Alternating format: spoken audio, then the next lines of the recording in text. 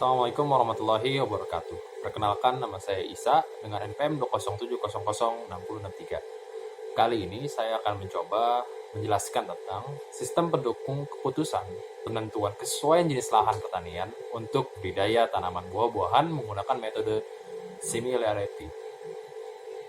Pertama, dari pendahuluan dulu nih. Hambatan budidaya Indonesia itu beragam. Nah, salah satunya ini adalah penentuan kualitas lahan yang tidak sesuai dan memaksa.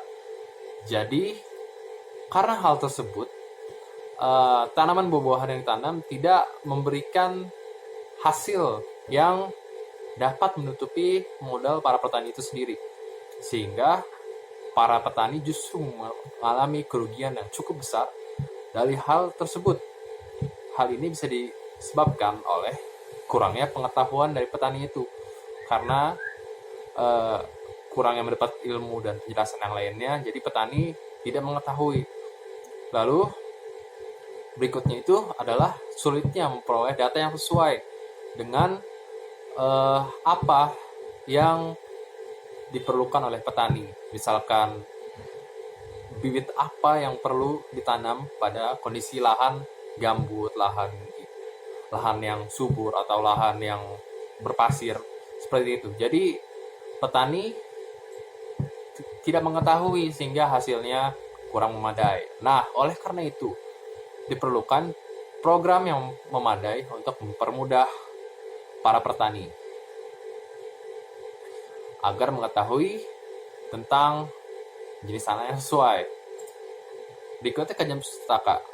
Ada 2 penelitian sebelumnya yang dikemukakan oleh Fitriani Susanti dengan metode if-then.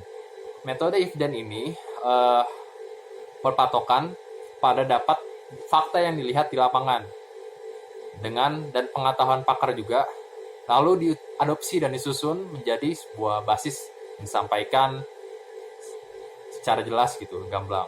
Lalu ada oleh Melia Adiana Trisnawati dengan aplikasi berbasis desktop yang dengan menggunakan metode forward chaining, sehingga para petani tinggal mengasupkan jenis tanah, lahan, topografi, sehingga ntar data yang diperlukan akan keluar, kurang lebih seperti itu. Maka dari itu kami menggunakan data dari case based reasoning, ya, kurang lebih seperti itu. Jadi case based reasoning ini merupakan metode dengan menggunakan solusi yang sudah ada pada masalah sebelumnya. Jadi kita melihat dari jenis tanah, jenis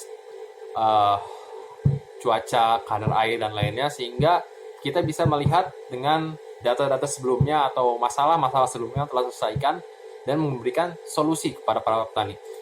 Case-based reasoning ini terdapat 4 langkah. Pertama, retrieve, yaitu retrieve adalah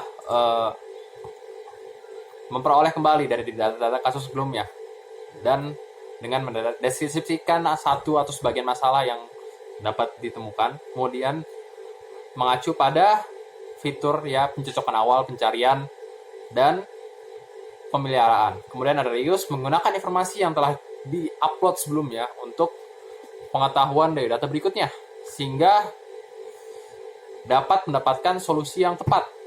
Pada proses ini bisa difokuskan menjadi 2 aspek, yaitu perbedaan antara kasus sebelumnya dan sekarang, dan kemudian bagian apa di kasus baru yang telah diperoleh yang dapat ditransfer menjadi kasus baru gitu loh. Lalu ada revise, peninjauan kembali, memperbaiki usulan dan solusi, menjadi 2 tugas. Ada yang mengevaluasi dan yang memperbaiki bila kasus itu tidak terselesaikan, dan retain atau menyimpan bagian dari pengalaman tersebut untuk masalah yang akan datang kelak.